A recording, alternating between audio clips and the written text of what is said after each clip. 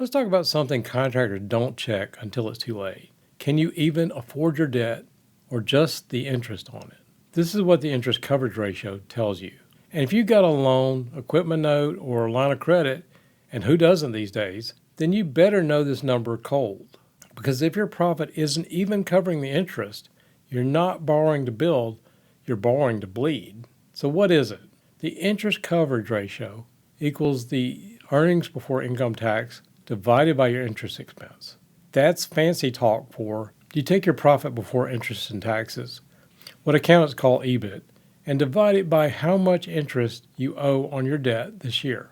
So if your EBIT is $150,000 and your interest expense is $50,000, $150,000 divided by $50,000 equals 3.0. That means you earn 3 times what you owe in interest. Not bad. But if your EBIT is $60,000 and your interest expense is $50,000, now it's $60,000 divided by $50,000, or 1.2. That's pretty thin. That means every hiccup, bad job, late payment, busted truck, puts you at the risk of missing the next payment. So what is a good interest coverage ratio? Above 3.0, you should be breathing pretty easy. 2.0 to 2.9, that's acceptable, but you need to watch it.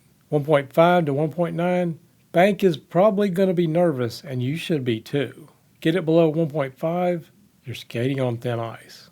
Below 1.0, you're not even earning enough to cover the interest.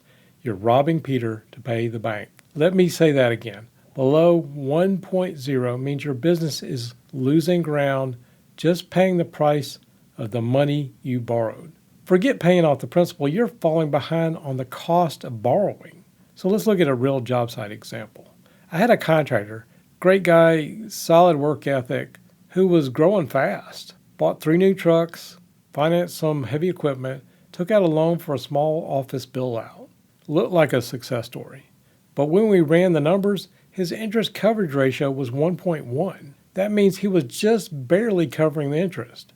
Then a couple of jobs ran over, payments got delayed, and suddenly he was dipping into his payroll just to keep up with loan obligations. That's not growth, that's gambling. So how do we improve it? Number one, you can increase your EBIT, or your earnings before income tax.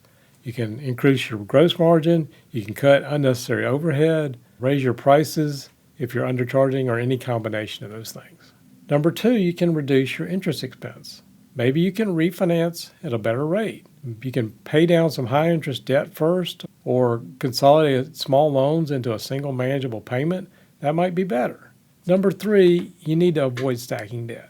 Don't keep borrowing without first checking, can I earn at least 2-3 times what this debt will cost me in interest? Number four, build a cash reserve. If you're covering debt with credit cards or panic payments, you've already lost the game. Let me also say, your interest coverage is not the same thing as your debt service coverage.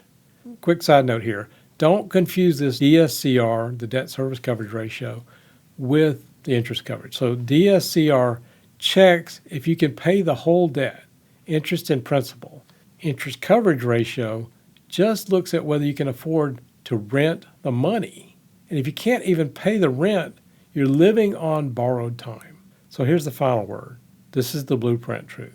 The interest coverage ratio doesn't care how busy you are. It only cares if your business makes enough to pay for the debt you've taken on. It's like building a house on payments. If the monthly bill is more than you can afford to pay comfortably, you're not a contractor anymore. You're just working for the bank. So check the number, track it quarterly, and ask yourself, can I afford this loan, or is it just going to own me?